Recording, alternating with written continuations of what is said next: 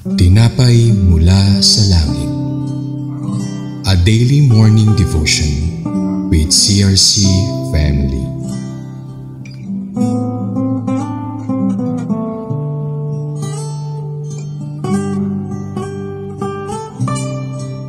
Isang mapagpalang umaga po mga kapatid. Ako po muli si Deaconess Girly Castromayor ng CRC Makati. Samahan niyo po ako sa ating programang Tinapay Mula sa Langit, ang pang-araw-araw nating debosyon sa salita ng Diyos. Ngayong umaga ay matutunghayan natin ang Book of Numbers, chapter 8, verses 20 to 22. Ngunit bago po tayo magpatuloy, samahan niyo po ako sa aking maikling panalangin. Oh, hallelujah Jesus, we praise you, we glorify your name. We give you the most highest praises that you deserve, O God. Panginoon, nagpapasalamat po kami muli, nagpupuri sa inyong banal na pangalan, sa isa na naman pong bagong buhay na kaloob po ninyo sa amin, sa panibagong umaga na ito, at sa mga biyayang laan mo para sa amin, pinapasalamatan po namin ito. Hallelujah, Jesus. As we study your word this morning, open our spiritual ears, O God, our hearts, Lord, nang sa gayon po, Panginoon, ay lubusan naming maintindihan ang mensahe na ipaparating niyo sa amin. Holy Spirit, kami po ay inyong samahan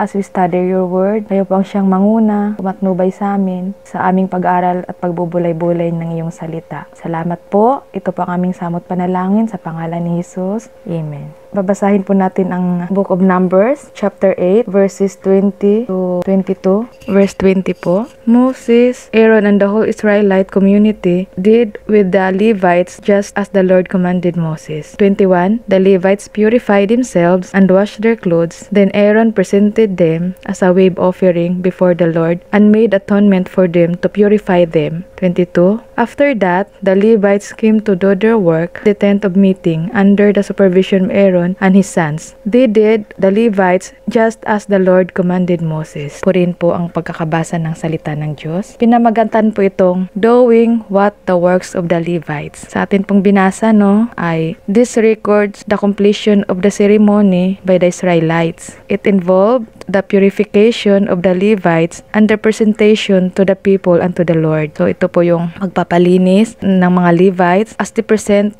to the Lord, and all of the procedures described in the previous verses were performed by Moses and Aaron and all the congregation of the sons of Israel to the Levites. Sabi nasa natin sa verse 20, they were obedient to the word. Ang ibig sabihin nun, they were obedient to the word of the Lord and did according to all that the Lord had commanded Moses. So ang pagsunod nila sa pinapagawa ng Panginoon sa inutos ni Moses na patungkol sa mga Levites. This is similar to other reports of obedience. Ang pagsunod found in the Book of Numbers pa din sa Numbers 1:54, Numbers chapter 2 verse 34, and Numbers 3 verse 16. Yun po yung mga examples ng reports of obedience ng mga Israelites na inuutos ng Panginoon kay Moses. In complete obedience, what the Lord commanded regarding the Levites' consecration, the sons of Israel did to them. So ginawa nila ang inuutos ng Panginoon. Not only were the obedient to the Lord, hindi lamang po sa pagsunod sa ating Panginoon Jesus, the Levites purified themselves from sin. So nagpalinis muna ng mga Levites and washed their clothes as was commanded in verse 6. Sa previous na mga inaral natin, matatagpuan ito sa Numbers chapter 8 verse 6. As was commanded in verse 6, yung pagpapalinis din ay nabanggit. Also, Aaron presented them as a wave offering before the Lord as commanded in verse 11. Tatagpuan din natin yun or naaral na rin natin sa Book of Numbers chapter 8 verse 11. Yung Aaron presented them as a wave offering before the Lord as commanded in verse 11. The wave offering was a public dedication of service to God. Using the offerings described in verses, nabanggit po yung wave offering na yun sa Book of Numbers pa rin, chapter 8 verses 8 to 11. Aaron also made atonement, nagbabayad sala for them to cleanse them, para malinis. The consecration service was now complete. So ang serbisyo ng pagtatalaga ay kompleto na. So after that, the Levites went in to perform their service in the tent of meeting before Aaron and before his sons. Nag-render na ng service ang mga Levites kasi purified or clean. sa verse 22. They started their new jobs right away. So ginawa na agad nila ang kanilang tungkulin. They had been purified and separated from the rest of the Israelites for the purpose of serving the Lord. Kasi yung mga Levites ay binigyan ng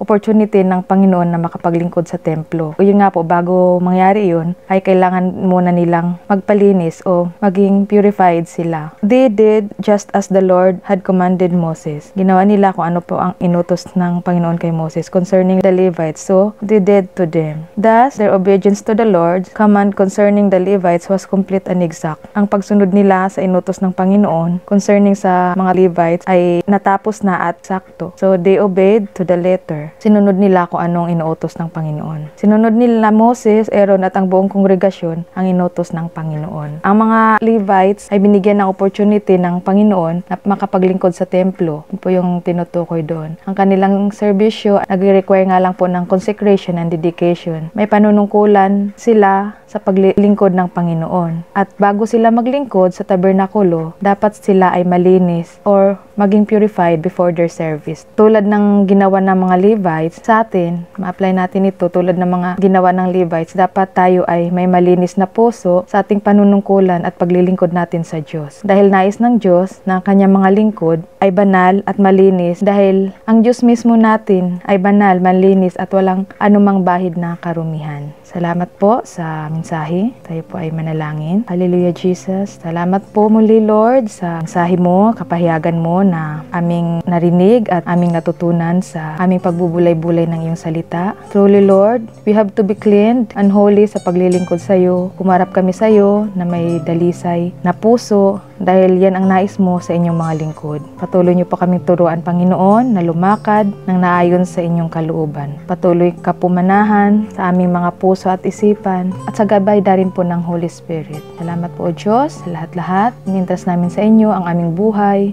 na may pagpapakumbaba at malinis na puso as we serve you, O God, hanggang sa iyong muling pagbabalik. Salamat po. In Jesus' name we pray. Amen.